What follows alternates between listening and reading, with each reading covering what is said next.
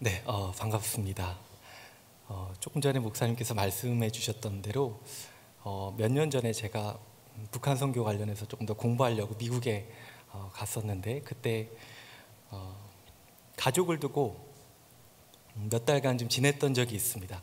그때 같은 기숙사에 우리 유정상 목사님 또 사모님 가족이 함께 있었습니다. 그때 특별히 제가 기억에 남는 것은 두 분의 큰 환대와 사랑을 받았던 기억이 있습니다. 그래서 목사님과 사모님은 저에게 늘 매우 아름다운 분으로 기억이 되고 있고요. 참 감사한 마음이 있습니다. 또 몇 해 전에 이곳 파주 운정에 이 교회가 또 세워졌다는 이야기를 들었습니다. 또 오늘 주의 몸된 교회를 이루고 있는 여러분들을 함께 만나 뵙게 되고 또 여러분과 함께 예배드리게 되어서 참 기쁘고 감사합니다. 코로나19로 비록 힘든 시기지만 여러분이 이제 선교 주간 맞이해서 하나님 앞에 기도하기 위해 나왔고 또 특별히 오늘 6월 25일이죠. 6.25 벌써 71주년인데 우리 북한과 통일을 위해서 또 기도하는 마음으로 함께하게 되어서 너무나 기대가 되고 감사합니다. 바라기는 오늘 이 시간 우리 예배 가운데 하나님께서 우리에게 말씀하시는 부분들을 선명하게 같이 듣기 원하고 또 우리 각자의 마음의 고백 또 귀한 결단들을 올려드릴 수 있는 그런 귀한 시간 되면 좋겠습니다. 오늘 이 시간에는 사도행전에 대한 말씀을 같이 나누려고 합니다. 여러분도 잘 알다시피 사도행전은 성경에 보면 요한복음 바로 뒤에 놓여져 있습니다. 그런데 사도행전은 사실 누가복음과 한 짝을 이루고 있습니다. 누가가 같이 이제 누가라는 한 저자가 쓴 성경이기 때문에 그렇습니다. 그래서 보통 누가행전 이런 별명을 붙이기도 합니다.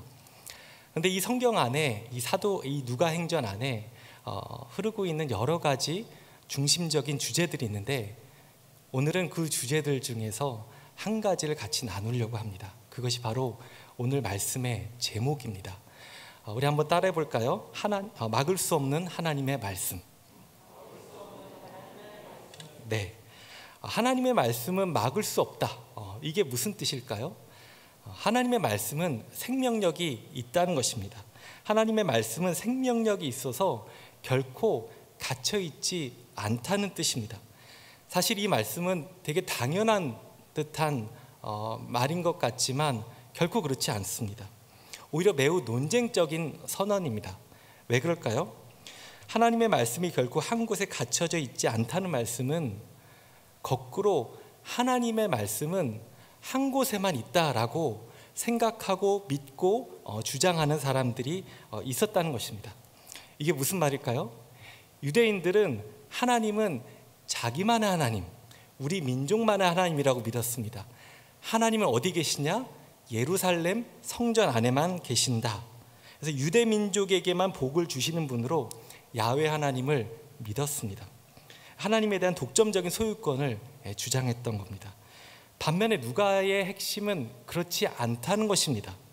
하나님은 한 사람, 한 민족 사랑하고 인도하시지만 단지 한 민족의 유익만을 위해서 계신 분이 아니라 우리의 이웃 또 이방 민족 더 나아가서 세계 만민을 향해서 활짝 열려 계신 분이 바로 우리 하나님이시다.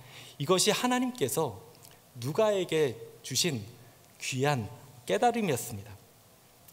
오늘 우리가 함께 읽은 말씀은 사도행전 8장에 있는 말씀입니다. 사도행전 8장 그 앞에 어떤 이야기들이 있었는지 한번 잠시 생각을 해보시겠습니까? 사도행전 1장에 보면 예수님께서 십자가에서 죽으시고 다시 부활하셔서 제자들과 마지막 시간을 보내십니다. 그리고 승천하시기 전에 제자들에게 약속하십니다. 성령을 너희에게 보내실 거다. 이렇게 약속을 하십니다. 그리고 사도행전 2장이 되면 어떻게 됩니까? 제자들이 기도하면서 기다리다가 오순절 성령 강림 사건이 있게 됩니다. 약속하신 하나님의 성령을 맞이하게 됩니다. 두렵고 떨던 제자들이 담대하게 일어나서 예수 그리스도의 복음을 전하기 시작합니다. 초대교회가 급속히 성장하는 역사가 나타납니다. 그러자 어떤 일들이 일어났을까요? 유대인들이 경계하기 시작합니다. 유대인들이 그리스도인들을 박해하기 시작합니다. 그래서 사도행전 7장 오늘 말씀 바로 전에 보니까 큰 박해가 일어나서 특별히 초대교회 지도자 중에 한 사람이었던 스데반 집사가 온 몸에 뭉툭한 돌을 맞고 순교하게 됩니다. 이것이 바로 오늘 사도행전 8장 직전까지의 상황입니다. 그리고 나서 오늘 말씀 이 빌립의 이야기가 여기서부터 시작을 합니다. 우리 성경을 좀 함께 같이 볼 텐데요. 1절 말씀을 좀 한번 같이 읽겠습니다. 1절. 네, 시작. 사울은 그가 죽임당함을 마땅히 여기더라. 그날에 예루살렘에 있는 교회에 큰 박해가 있어 사도 외에는 다 유대와 사마리아 모든 땅으로 흩어지니라. 스데반의 죽음을 계기로 어떤 일들이 일어나기 시작했을까요? 예수님을 따르던 자들에 대한 대대적인 핍박과 박해가 시작됩니다. 교회가 이제 갓 태어났는데 엄청난 고난의 폭풍이 휘몰아치기 시작합니다. 근데 여기서 어떤 일이 일어나게 될까요? 박해와 핍박이 하나님의 복음이 퍼진 것을 막았을까요? 그렇지 않습니다. 놀랍게도 이 하나님의 복음이 확산되는 그 결정적인 계기가 바로 고난 가운데 등장합니다. 어떻게 그럴 수 있었을까요? 여러분, 우리는 살아가면서 고난을 맞이해야 합니다. 이때 고난을 보통 몇 가지로 나눌 수 있는 것 같습니다. 첫 번째 고난은 나의 잘못, 나의 죄악으로 인해서 받게 되는 고난이 있습니다. 그런데 또 두 번째 고난이 있습니다. 나의 죄악이 아니라 다른 누군가의 죄악, 아니면 오랫동안 사회적으로, 문화적으로, 구조적으로 누적된 그 죄악이 우리에게 고난으로 다가올 때가 있습니다. 또 세 번째는 나 때문도 아니고 남 때문도 아니고 정말 애매하게 받는 이유를 알지 못하는 고난이 우리 삶 가운데 있습니다. 이때 이 고난 가운데 우리가 어떻게 반응해야 될까요? 만약에 이 고난이 나 자신의 죄악으로 인한 고난이라면 우리가 해야 될 것은 너무나 명백하죠. 하나님 앞에 엎드려서 회개하고 기도하며 나아가야 될 것입니다.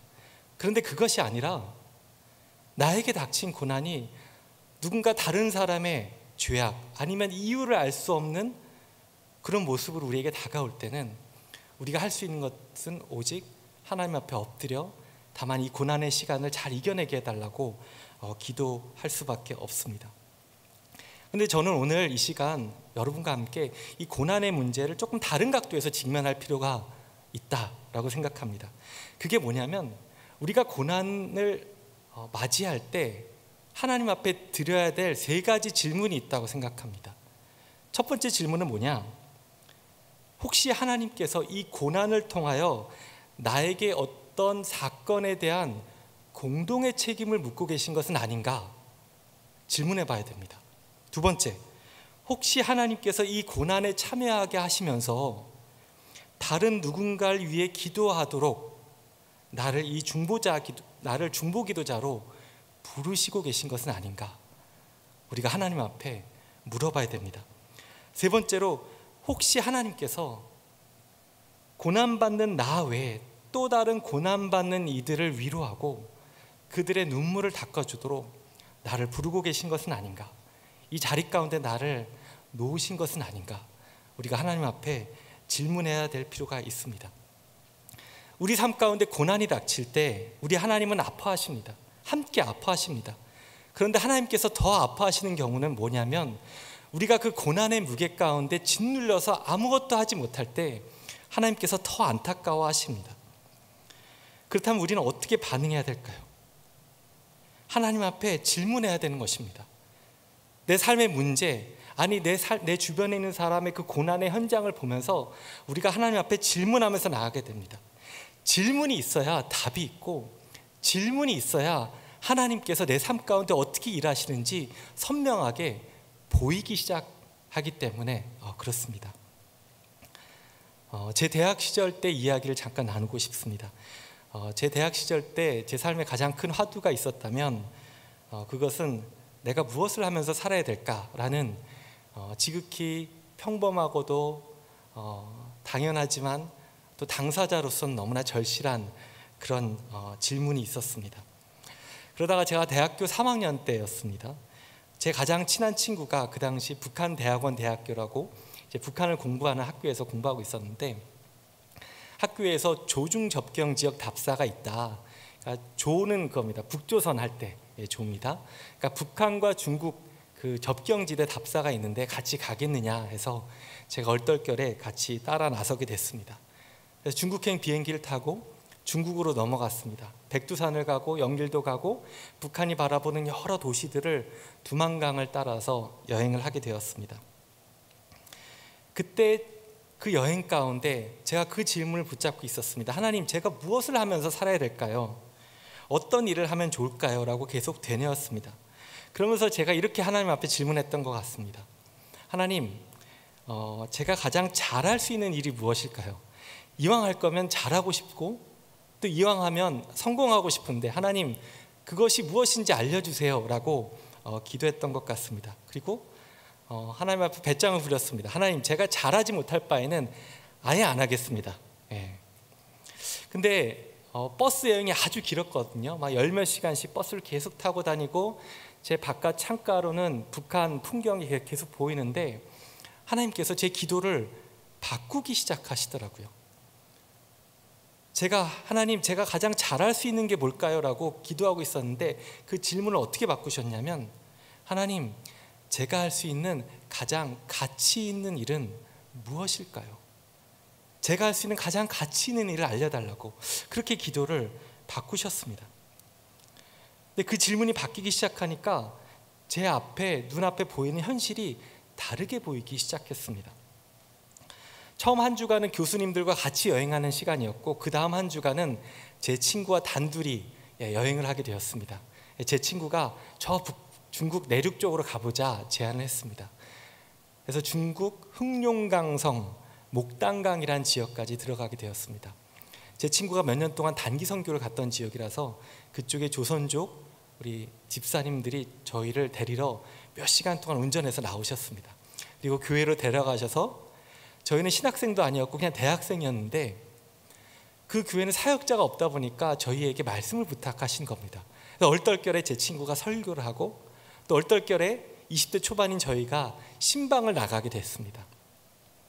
그래서 그 중국의 정말 깡촌 시골 마을에 한 집 한 집 이렇게 돌아다니기 시작했는데 어느 한 누추한 집에 들어가게 되었습니다.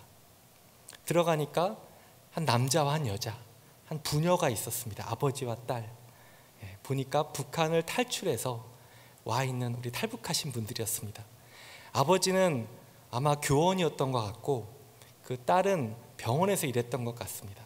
근데 탈출해서 중국에서 숨어 살고 있었는데 이 딸이 일하다가 공장에서 사고를 당한 거예요.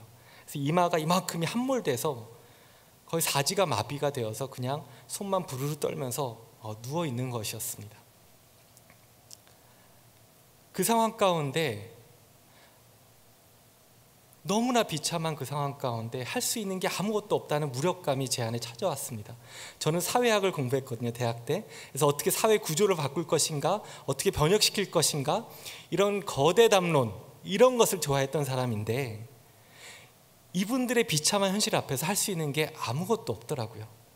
그때 같이 저희가 할 수 있었던 것은 성경을 펴서 말씀을 나누고 그분들의 손을 붙잡고 너무나 딱딱하게 거친 그 손을 붙잡고 같이 기도하는데요, 하나님께서 제 마음 가운데 정말 제 평생 처음으로 가장 진짜 찢어질 듯 가슴 아픈 마음을 주셨습니다. 펑펑 그분들 위해서 기도하는데 울었습니다. 그분들과 함께 하면서 기도하다가 제가 문 밖을 나오는데 그때 하나님께서 주셨던 마음이 그거예요. 의혁아, 네가 할 수 있는 가장 가치 있는 일이 바로 이것이란다. 하나님의 말씀으로 고통받는 자들을 위로하고 그들의 눈물을 닦아주는 일, 바로 그것이란다. 그렇게 말씀하신 하나님의 마음을 느꼈습니다. 사실 그 하나님의 마음은 제가 2주 동안 계속해서 기도하면서 하나님 앞에 나아가면서 질문했던 그 질문에 대한 결정적인 응답이었습니다. 당시로서는 이제 목회자에 대한 부르심이라고 생각을 했습니다. 아직 북한 선교 이쪽까지는 생각을 못했었고 또 다른 여러 가지 계기가 있었고, 목회자로 하나님께서 나를 부르셨구나, 이런 고백을 하게 되었습니다. 근데 돌아보면 그때 저에게 새롭게 가지게 되었던 마음이 그거였습니다. 그전까지는 내가 남보라는 듯이 성공해서 가장 잘할 수 있는 일을 원했는데 이제는 그게 중요하지 않구나. 아무도 인정해 주지 않을지언정, 내가 평생 시골에서 조용하게 살아갈지언정 그것이 하나님께서 기뻐하시는 모습이라면 충분하구나. 하나님의 마음에 합한 모습으로 있어야 될 곳에 있으면 충분하다. 그 생각을 하게 되니까 마음 가운데 깊은 평안이 다가오는 것을 느꼈습니다. 그러니까 하나님께서 질문을 바꿔주시니까 제 앞에 놓여있는 현실이 달라 보이기 시작했던 것입니다. 그래서 여러분, 우리가 고난의 현장 가운데 나의 고난이든 내 곁에 있는 사람의 그 고난과 아픔의 시간 가운데 하나님 앞에 질문하는 것이 너무나 중요합니다. 그렇게 질문할 때 하나님께서 말씀하기 시작하십니다. 내가 예측하지 못했던 방식으로 이 사건을 통해서 어떻게 살아가길 원하시는지 말씀하십니다. 바로 오늘 이 말씀 가운데, 오늘 성경 말씀 가운데 초대교회, 우리 믿음의 선배들이 그러했습니다. 오늘 말씀을 보면 초대교회, 우리 믿음의 선배들, 예루살렘 교회는 큰 박해를 경험합니다. 주변 지역으로 뿔뿔이 다 흩어지게 됩니다. 우리 4절 말씀 한번 좀 같이 읽어보겠습니다. 4절 시작. 그 흩어진 사람들이 두루다니며 복음의 말씀을 전할세. 여기 4절에 보면 흩어졌다 이 말이 나오는데, 흩어지다라는 표현은 우리 디아스포라 할 때 그 어원이랑 같습니다. 그러니까 구약의 이스라엘 백성이 바벨론 포로로 잡혀가면서 흩어졌던 것처럼 이 신약에도 새로운 디아스포라가 등장하고 있는 겁니다. 근데 여러분 생각해 보세요. 이 예루살렘 교회 교인들은 완전 초신자들입니다. 만약에요, 여러분, 이분들이 이 큰 박해를 경험하고 고난을 경험하면서 신앙을 포기했다면 기독교의 역사는 여기서 멈췄을 것입니다. 그런데 놀랍게도 이 믿음의 디아스포라들이 이 고난은 복음으로 인한 고난이고 하나님께서 복음을 위해서 나를 사용하신다라는 강력한 확신이 있었습니다. 그래서 복음을 멈추지 않고 계속해서 전하기 시작합니다. 이런 상황에서 여러분, 이분들에게는 질문이 없었을까요? 하나님 앞에? 물론 이분들도 질문했을 겁니다. 박해를 경험하고 고난을 경험했을 때 빌립 집사도 하나님 앞에 질문했을 겁니다. 하나님, 왜 이런 고난이 우리 가운데 주어집니까? 왜 하나님의 교회가 이렇게 무너지게 하십니까? 질문을 분명히 했을 겁니다. 여러분은 어떻습니까? 우리도 마찬가지지 않습니까? 우린 고통스러운 상황 가운데 하나님 앞에 탄식을 하게 됩니다. 질문을 하게 됩니다. 하나님, 저에게 어찌 이런 일이 일어납니까? 하나님, 저에게 왜 이런 사람을 보내주셔서 제가 이렇게 힘들게 살아가게 하십니까? 하나님, 왜 저는 이런 가족을 만났습니까? 하나님, 왜 저를 이곳에 두시고 저를 살아가게 하십니까? 바로 왜, 어찌하여, why라는 질문을 우리는 하나님 앞에서 할 때가 있습니다.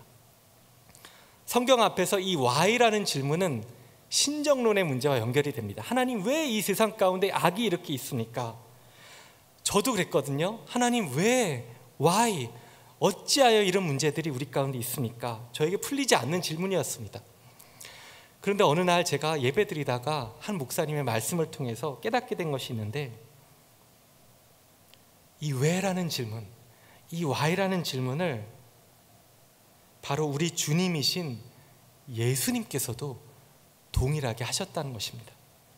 마가복음 15장에 보니까 십자가에 달리신 예수님께서 마지막으로 어떤 외침을 하십니까? 엘리 엘리 라마 사박다니, 나의 하나님, 나의 하나님, 어찌하여, 왜, why 나를 버리시나이까? 여기서 어찌하여가 왜인 겁니다. 여러분, 저는 우리 모든 인간된 존재들이 왜라고 던지는 그 수많은 질문을 대표해서 예수 그리스도께서 십자가에서 우리의 모든 그 왜라는 탄식을 다 짊어지시고 하나님 앞에 자기 자신을 던졌다고 믿습니다. 이 말이 무엇을 의미하냐면 우리 예수님께서도 우리의 이 탄식, 이 왜라는 질문을 아신다는 겁니다. 어쩌면 우리가 살아가면서 이 왜라는 질문에 대한 단순 명쾌한, 우리가 기대하는 대답을 듣지 못할 수도 있어요. 그런데 한 가지 우리가 깊이 받는 위로가 있다면 그것은 바로 우리 주님이신 예수님께서도 이 질문을 하셨고 우리의 질문을 다 끌어안고 십자가 속으로 뚜벅뚜벅 걸어 들어가셨다는 것입니다. 저는 바로 이것이 하나님께서 우리의 탄식, 우리의 부르짖음을 외면하지 않으신다는 분명한 증거라고 믿습니다. 그러므로 우리가 믿음으로 해야 될 일은 왜라는 질문이 들 때마다 이 왜라는 질문을 예수 그리스도의 십자가 앞에 내려놓고 그 대신 하나님, 그렇다면 제가 이 자리 가운데 무엇을 해야 되겠습니까? what의 질문을 해야 된다고 믿습니다. why의 질문이 what으로 바뀔 때, 왜의 질문이 하나님 제가 무엇을 해야 되겠습니까? 라고 바뀔 때 그때 하나님께서 우리에게 새로운 사명을 주시는 줄로 믿습니다.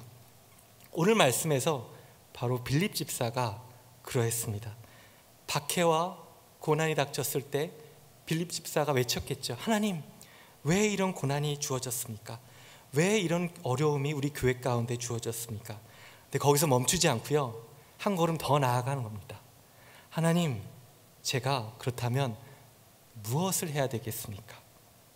우리 5절 말씀을 함께 읽겠습니다. 같이 읽겠습니다. 시작. 빌립이 사마리아 성에 내려가 그리스도를 백성에게 전파하니. 여기서 등장하는 빌립은 예수님의 12제자 중에 하나 빌립이 아니고요, 초대교회 7집사 중에 한 사람인 빌립입니다. 이 빌립이 사마리아로 갑니다. 여러분, 사마리아 성이 어디입니까? 주전 8세기에 북이스라엘이 아수르에게 멸망하죠. 그때의 수도가 바로 사마리아 성이었습니다. 유대민족의 입장에서 봤을 때는 저 사마리아 지역은 핏줄이 섞인 순수한 혈통을 잃었던, 그래서 무시하는 그런 대상이었습니다. 근데 오늘 말씀을 보니까 빌립이 이 사마리아 성으로 걸어가고 있는 것입니다. 여러분, 이 사건은 기독교 역사에 있어서 아주 결정적인 전환점이 됩니다. 원래 사도행전 1장 8절에 예수님께서 뭐라고 말씀하시죠? 제자들에게 오직 성령이 너에게 임하시면 너희가 권능을 받고 예루살렘과 온 유대와 그 다음에 어디죠? 사마리아와 땅끝까지 이르러 내 증인이 되리라. 그러니까 처음에 제자들이 이 얘기를 들었을 때는 무슨 말인지 몰랐을 거예요. 근데 고난이 닥치면서 이 사마리아 땅을 향해서 걸어가게 되는 겁니다. 복음이 확장되기 시작하는 겁니다. 바로 빌립 집사가 성령을 경험하고 이 무시받고 차별당하던 사마리아 지역에 가서 예수 그리스도가 다시 살아나셨고 예수 그리스도가 주님이시고 메시아다임을 분명하게 선포하기 시작합니다. 그러자 어떤 일이 일어나게 되었을까요? 6절부터 8절 말씀 함께 읽어보겠습니다. 시작. 무리가 빌립의 말도 듣고 행하는 표적도 보고 한 마음으로 그가 하는 말을 따르더라. 많은 사람에게 붙었던 더러운 귀신들이 크게 소리를 지르며 나가고 또 많은 중풍병자와 못 걷는 사람이 나으니 그 성에 큰 기쁨이 있더라. 복음이 들어가니까 어떤 사건이 일어납니까? 예수를 그리스도로 고백하는 사람들이 나타나기 시작합니다. 더러운 귀신들이 쫓겨나가기 시작합니다. 치유가 일어나기 시작합니다. 그 성에 큰 기쁨이 임했다, 그렇게 고백합니다. 여러분, 어떤 사건이 생각나세요? 사도행전 2장에 바로 그 오순절 사건, 그 사건이, 동일한 사건이 버려진 땅이라고 생각했던 저 사마리아 땅에도 동일하게 하나님의 역사가 일어나기 시작하는 것을 보게 됩니다. 이것이 무엇을 의미할까요? 하나님께서 이 빌립과 같이 동행하신다는 겁니다. 하나님께서 이 빌립의 순종을 기뻐하신다는 강력한 증거인 겁니다. 이 고난을 넘어서는 하나님의 역전의 사건이 나타나고 있는 증거입니다. 그래서 여러분, 우리의 고난 가운데 굴복하지 아니하고 하나님을 의지하는 사람들에게는 하나님의 새로운 사명과 은혜가 나타나게 된 줄로 믿습니다. 사랑하는 성도 여러분, 우리 눈앞에 보이는 현실보다도 더 크신 하나님을 바라보고 하나님을 향한 믿음으로 걸어나갈 때 하나님께서 우리의 삶을 이끌어 가시는 것입니다. 그런데 여러분, 여기서 우리가 기억해야 할 한 가지 더 중요한 것이 또 있습니다. 사실 이 사마리아 지역을 빌립이 제일 먼저 갔다고 생각을 했습니다. 그런데 그렇지 않습니다. 이 사마리아 지역을 빌립에 앞서서 먼저 가신 분이 계십니다. 누가 먼저 가셨을까요? 바로 예수 그리스도께서 이 사마리아 성을 먼저 가셨습니다. 우리 복음서에 보니까 예수님께서는 이 사마리아 사람들에 대한 큰 애정이 있으셨습니다. 요한복음 4장에 보면 굳이 예수님께서 가지 않으셔도 되는데 굳이 또 찾아가십니다. 사마리아 성을 찾아가시고 그곳에서도 가장 소외되고 외면받고 차별받던 한 여인을 만나십니다. 그 여인에게 영원히 목마르지 않는 생수, 참된 예배에 대해서 가르쳐 줍니다. 그때 말씀하신 것이 하나님께서 기뻐하시는 예배는 이 예루살렘의 시온 산도 아니고 저 사마리아의 그리심 산도 아니라 바로 영과 진리로 하나님 앞에 예배드리는 그 예배자를 하나님께서 찾으신다, 이 말을 하고 있는 겁니다. 남쪽이냐 북쪽이냐 남자냐 여자냐가 중요한 것이 아니라 영과 진리로 예배드리고 하나님 앞에 순종하며 나아가는 자 하나님께서 찾으신다, 그 말씀을 하고 있는 겁니다. 누가복음 10장에도 보니까 예수님께서 선한 사마리아인 비유 아시죠? 거기에 사마리아인을 등장시키십니다. 강도 만난 자를 도운 것은 유대인도 아니었고요, 종교인도 아니었고 바로 사마리아 사람이었습니다. 누가복음 17장에 보니까 10명의 나병 환자가 예수님께 치유를 받는데 그때 단 한 명이 다시 예수님께로 돌아옵니다. 누구였습니까? 바로 사마리아 사람이었습니다. 이 이야기들은 무엇을 의미할까요? 우리 주님이신 예수님께서는 우리보다 한 발 앞서 가신다는 것입니다. 그분은 잊혀지고 소외되고 고통받는 자들, 하나님의 은혜가 필요한 자들을 앞서 찾아가십니다. 왜? 아버지 하나님의 마음이 그들에게 있기 때문에 그렇습니다. 우리 예수님은 앞서 찾아가실 뿐만 아니라 하나님의 사람들을 그 자리로 초청하십니다. 이게 선교입니다. 여러분, 선교라는 것은 내가 뭔가 가서 새로운 일을 찾아서 만드는 것이 아니고요, 앞서 하나님께서 가셔서 일하고 계신 곳에 우리를 부르실 때, 우리를 초청하실 때 순종하는 것, 그게 선교인 것입니다. 동참하는 것입니다. 저는 예수 그리스도를 따르는 모든 믿음의 사람들, 그리고 오늘 우리에게도 동일한 하나님의 부르심과 초청이 있다고 믿습니다. 하나님께서는 우리보다 앞서 가셔서 우리의 이웃, 우리의 고통받는 자들 가운데 함께 일하고 계십니다. 그리고 우리를 그 자리 가운데 초청하시는 것입니다. 중요한 것은 우리가 하나님 앞에 묻는 것입니다. 하나님 지금 어디 계세요? 하나님, 저희 고난의 현장 가운데, 아니 우리 이웃의 이 삶 가운데 하나님 무엇을 하고 계세요? 하나님, 저를 어느 자리로 초청하고 계세요? 하나님 앞에 질문해야 될 줄로 믿습니다. 오늘 이 말씀의 맥락에서 제가 한 가지 이야기를 나누고 싶은 것은, 오늘 이 시대 가운데 하나님의 마음이 가장 있는 곳은 어디일까? 사마리아 땅과 같은 곳은 어디일까? 라고 질문할 때마다 저는 저 북한 땅을 떠올리게 됩니다. 역사적으로 봤을 때 저 북한 땅은 조선 왕조 600년 동안 수없이 많은 차별을 받은 지역이었습니다. 흔히 평안도와 함경도를 합쳐서 서북지방이라고 불렀습니다. 근데 그 지역은 한족, 여진족, 만주족, 몽골과 국경을 접하고 있었기 때문에 수없는 침략을 받는 지역이었습니다. 너무나 많은 고통과 고난이 있었던 지역이었습니다. 여러분, 지금 경상도와 전라도 가운데 갈등이 있고 차별이 있지만 이 조선시대에는 저 서북지방을 향한 차별은 비교할 수 없을 정도였습니다.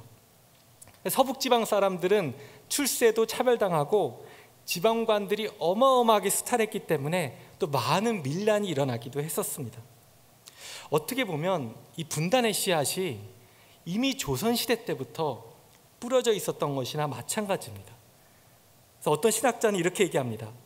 한반도의 분단이 직접적으로는 일제의 강점기, 그리고 외국 열강들의 정치적 타협 가운데 된 것이지만 더 근본적으로는 조선시대 600년 동안 저 서북지방을 배제하고 차별하고 무시했던 우리 공동의 죄의 결과일 수 있다. 이것을 먼저 우리가 하나님 앞에 깊이 회개해야 된다. 이 말씀을 하시더라고요. 이미 조선시대 때부터 이 남한과 북한 가운데 마음이 갈라져 있던 거예요.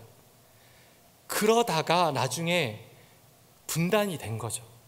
그러니까 분단의 씨앗이 오랫동안 누적이 되어 있었던 겁니다. 근데 여러분, 이 서북지방은 오랫동안 차별을 받았던 지역이지만 동시에 외국과 접촉이 많은 만큼 먼저 외국 문물을 받아들였습니다. 더 개방적이었습니다. 더 진취적이었습니다. 생각이 더욱더 깨어 있었습니다. 그래서 100년 전에 예수 그리스도의 복음이 어느 지역부터 들어옵니까? 저 서북지방, 저 북한지방부터 먼저 복음이 심겨졌던 겁니다. 하나님 안에서 모든 사람이 다 평등하다, 하나님의 자녀다, 모든 인간적인 차별을 철폐하는 예수 그리스도의 복음이 선포되었을 때 그것을 가장 먼저 받아들였던 사람들이 저 바로 북쪽에 있는 사람들이었던 것입니다. 복음이 먼저 북한지방에서 꽃피우고 1907년에 평양대부흥이 그 땅에서 있었던 것입니다. 하지만 이후 북쪽 지역은 이제 공산화가 되고 또 깊은 어둠의 터널로 다시 빠져들고 또 지금까지 이렇게 되었습니다. 여러분, 이런 상황 가운데 우리 믿음의 사람들은 분단, 이 통일 어떻게 바라보고 기도를 해야 될까요? 많은 분들에게 분단은 너무나 당연한 현실이 되었습니다. 분단이 아닌 상황을 알지 못합니다. 저도 그렇고 저희 부모님 세대만 해도 하나였던 그 시절에 대한 기억이 없습니다. 너무나 먼 이야기처럼 느껴집니다.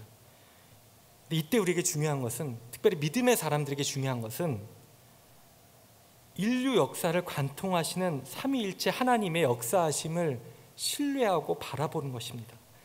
하나님께서 우리보다 앞서 일하시는 분이라면 하나님께서는 저 북한 지방 가운데 일하고 계실까요? 일하고 계시지 않을까요? 일하고 계십니다.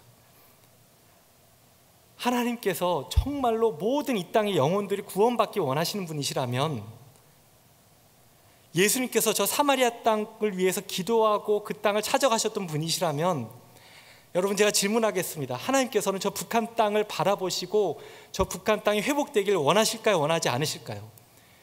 반드시 원하는 줄로 믿습니다. 하나님께서 이미 그 땅 가운데 일하고 계십니다. 저 북한 땅은 반드시 열리게 될 것입니다. 하나님 아버지의 마음은 저 북한 땅에 죽어가는 영혼들을 살리기 원하시기 때문에 그렇습니다. 디모데전서 2장 4절에 보니까 하나님은 모든 사람이 구원을 받으며 진리를 아는 데 이르기를 원하신다, 이렇게 말씀합니다. 중요한 것은 여러분, 통일이 올까 안 올까 이런 질문을 하는 것이 아닙니다. 중요한 것은 우리가 통일을 하느냐 마느냐 선택의 문제로 생각하는데 그렇지 않습니다. 통일은 반드시 올 현실이고, 중요한 것은 우리가 통일을 어떻게 준비하느냐입니다. 우리가 통일을 생각할 때 착각하기 쉬운 게 뭐냐면, 통일을 하나의 사건으로, 어떤 하나의 이벤트로 생각하는 겁니다. 근데 그렇지 않습니다. 여러분, 우리가 통일을 위해서 열심히 기도하잖아요. 근데 통일을 생각할 때 국토의 통일, 체제의 통일만 생각하면 기도하다 힘이 빠져요. 왜냐하면 70년 동안 열심히 기도해온 것 같은데 아무런 변화가 없잖아요. 남북한이 조금 가까워지면 통일이 되나 보다 하다가 갑자기 남북한이 지금처럼 얼어버리면 또 통일이 멀어진 것 같습니다. 실망하는 거죠. 근데 그게 아니라 우리가 통일을 과정으로 이해해야 됩니다. 그래서 여러분, 통일이 1% 진행되고 있다, 5% 진행되고 있다, 이렇게 생각하셔야 돼요. 어떤 기준에서? 사람의 통일이라는 관점에서 통일을 바라보면 여러분, 통일은 멈춰져 있지 않습니다. 국토의 통일이 되고 체제의 통일이 되어서 남북한 사람들이 같이 모여 살게 되었는데 여전히 미워하고 증오한다면 통일이 아니겠죠. 그러니까 진정한 통일은 남한과 북한 사람이 함께 어울려 살 때 서로 용서하고 사랑하고 같이 살아가는 것, 사람의 통일이 온전한 통일의 모습이라고 한다면, 하나님은 지금도 통일을 다 보이진 않지만 계속해서 이뤄가고 계십니다. 그 증거가 뭐냐? 저는 바로 이 땅 가운데 하나님께서 보내신 탈북민들이라고 생각합니다. 사람의 통일을 준비시키기 위해서 하나님께서 이분들을 보내셨습니다. 아, 북한 사람들이 이렇구나. 북한의 문화를 깨닫게 하십니다. 남한과 북한 사람들 어울려 살게 하십니다. 통일을 연습하게 하십니다. 그 사건이 우리 탈북민들을 통해서 우리에게 주어지고 있는 것입니다. 그래서 오늘 말씀에서 본 것처럼, 그렇다면 이 사마리아 사람들과 같은 분들이 누굴까?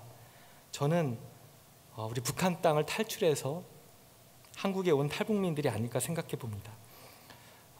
아까 목사님께서 소개해 주셨는데, 제가 몇 년 동안 그 강원도 하천에 있는 하나원이라는 그 통일부 산하 기관에서 그 안에 하나교회라고 있습니다. 거기서 사역을 했습니다.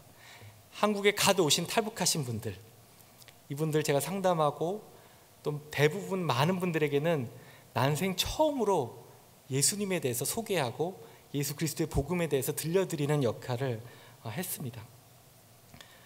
제가 이분들과 함께 있어 보니까 이분들이 한국 사회에 적응하는 게 정말 쉽지 않아요.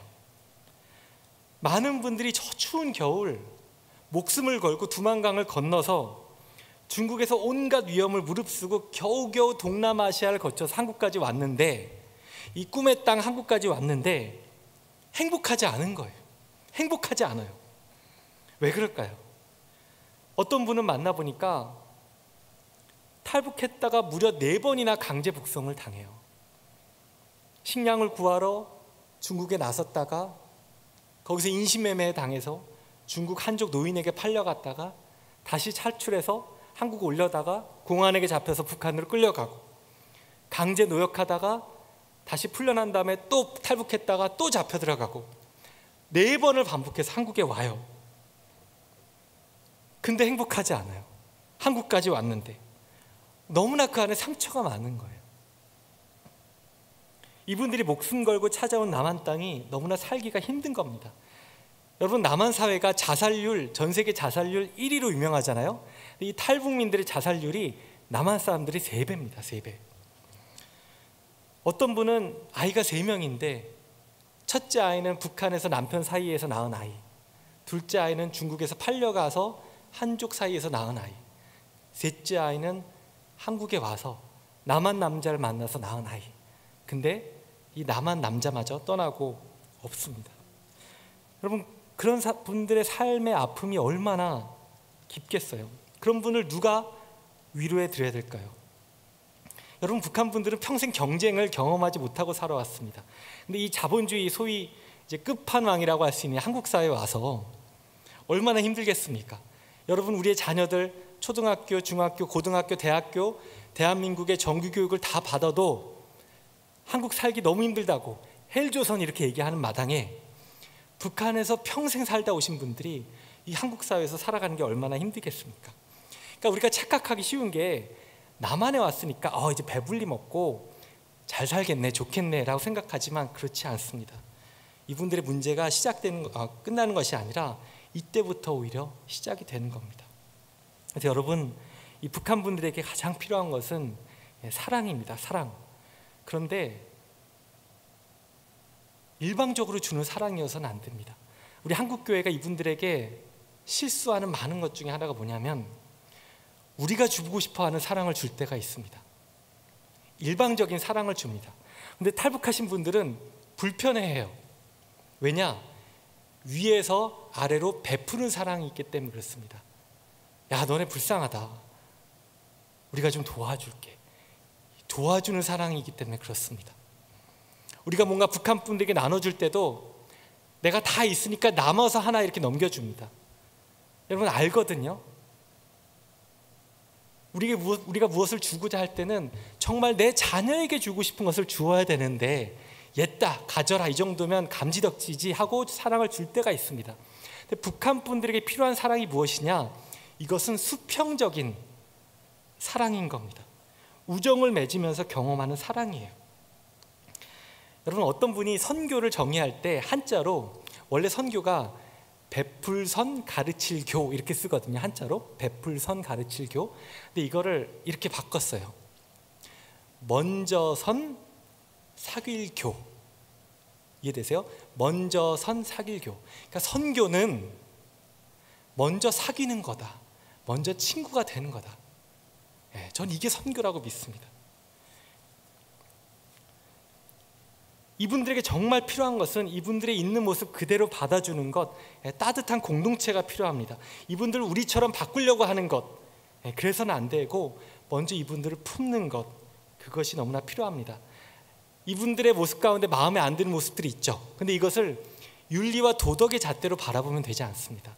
오히려 하나님의 심정으로 사랑하는 모습으로 이분들을 품어 안아야 됩니다. 그래서 이것을 가장 잘할 수 있는 사람이 누굴까? 저는 바로 우리 그리스도인들이라고 믿습니다. 그리고 우리 교회 공동체라고 믿습니다.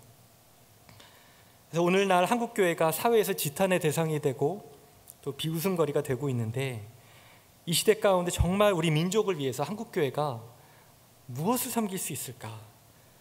저는 바로 우리 한반도의 통일 그리고 평화와 화해를 가져오는 일에 우리 한국교회가 헌신하는 일이라고 믿습니다. 우리 주위에서 살아가는 탈북민들, 그들과 함께하는 일에 투신하는 삶이라고 믿습니다. 저는 이 시간 여러분에게 북한 선교를 무조건 다 해야 된다 이렇게 말씀드리고 싶지는 않습니다. 우리 각자에게 북한 선교에 대한 우선순위는 다를 수 있어요. 그런데 한 가지를 생각하시면 좋겠어요. 저 2,500만, 저 북한 땅은 2,500만의 미전도 종족입니다. 그러니까 우리가 결코 외면할 수 없는 곳입니다. 그래서 우리의 기도 가운데 저 북한 땅을 놓치지 않았으면 좋겠습니다. 우리가 기도할 때 저 북한 땅과 우리 탈북하신 분들 위해서 같이 기도하는 여러분이 되기를 원합니다. 중요한 것은 하나님, 지금 하나님께서 어디서 무엇을 행하고 계십니까? 어디서 일하고 계십니까? 하나님 초청하신다면, 부르신다면 제가 응답하겠습니다. 그렇게 나아가는 믿음으로 담대하게 응답하는 여러분 되시기를 축복합니다. 제가 말씀을 정리하겠습니다. 우리 삶에 고난과 어려움이 있습니다. 그 어려움은 공동체적인 어려움일 때도 있고요, 또 개인적인 어려움일 때도 있습니다. 근데 이때 우리가 하나님 앞에 해야 될 중요한 3가지 질문이 있다고 제가 말씀드렸습니다. 첫 번째, 혹시 하나님께서 이 고난을 통해 나에게 어떤 사건에 대한 공동의 책임을 묻고 계신 것은 아닌가? 같이 질문하며 기도하면 좋겠습니다. 두 번째, 혹시 하나님께서 이 고난 가운데 참여하게 하시면서 다른 누군가를 위해 기도하도록 나를 중보기도자로 부르고 계신 것은 아닌가 물어봐야 합니다. 그리고 마지막으로, 혹시 하나님께서 고난받는 나 외에 또 다른 고난받는 이들을 위로하고 그들의 눈물을 닦아주라고 나를 그 자리 가운데 부르신 것은 아닌가 물어봐야 합니다. 오늘 말씀에서 우리 빌립 집사와 우리 초대교회 믿음의 성도들은 고난과 박해와 어려움을 직면하면서도 절망하거나 좌절하지 않고 하나님의 말씀에 하나님의 뜻대로 반응하는 삶을 살았고, 그렇게 순종하며 나아갈 때 전혀 놀라운 방식으로 하나님의 놀라운 역사가 저 사마리아 땅 가운데 일어났던 것을 보게 됩니다. 그래서 하나님께서 앞서 일하고 계신 것을 믿으십시오. 여러분의 삶에 앞서서 하나님께서 일하고 계십니다. 여러분의 고난의 현장에 넘어서 여러분의 이웃들 가운데 하나님께서 일하고 계십니다. 그러니까 하나님 붙잡고 믿음으로 달려가시는 여러분 되시기를 축복합니다. 우리는 결코 혼자가 아닙니다. 여러분, 이 고난 가운데 혼자가 아니고요, 하나님께서 함께 해주심을 믿고 붙잡고 이렇게 신실하게 주님의 뜻에 응답하는 우리 거룩한 빛 운정교회 우리 믿음의 성도들 다 되시기를 이 시간 간절히 축복합니다. 같이 기도하겠습니다. 이 시간 기도할 때 2가지 제목을 놓고 좀 같이 기도하면 좋겠습니다. 하나님, 우리 삶에 많은 어려움과 아픔이 있을 때가 있습니다. 또 고난의 무게 가운데 짓눌려 있을 때가 있습니다. 하나님, 하지만 우리 믿음의 선배들이 그러했던 것처럼 거기서 좌절하고 멈춰서는 것이 아니라 다시금 일어서서 하나님을 바라볼 수 있는 믿음을 허락하여 주시옵소서. 하나님 앞에 질문하며 나아가는 저희들 될 수 있도록 도와주시옵소서. 하나님, 혹시 이 고난을 통해서 말씀하고 계신 것이 있지 않습니까? 하나님, 이 고난을 통해서 제가 하나님의 뜻 가운데 순종하길 원하시는 것이 있지 않습니까? 하나님, 이 고난을 통해서 내 곁에 비슷한 고난을 겪고 있는 다른 이들을 위로하라고 또 저를 부르신 것은 아닙니까? 기도하며 나아가는 여러분 되기를 원합니다. 하나님, 이 고난 가운데 좌절하지 아니하고 하나님의 말씀을 붙잡고 앞서 행하시는 하나님, 나와 함께 하시는 삼위일체 하나님을 붙잡고 담대하게 믿음의 발걸음을 걸어가게 해달라고, 또 하나님께서 우리를 초청하실 때 하나님의 그 손을 붙잡고 담대하게 응답하는 우리가 되게 해달라고 먼저 같이 기도했으면 좋겠고요. 또 두 번째로 저 북한 땅을 놓고 같이 기도하면 좋겠습니다. 하나님, 저 북한 땅 사마리아 땅과 같은 땅입니다. 하나님의 마음이 있는 땅입니다. 하나님의 사랑하시는 영혼들이 있는 2,500만 살아가고 있는 땅입니다.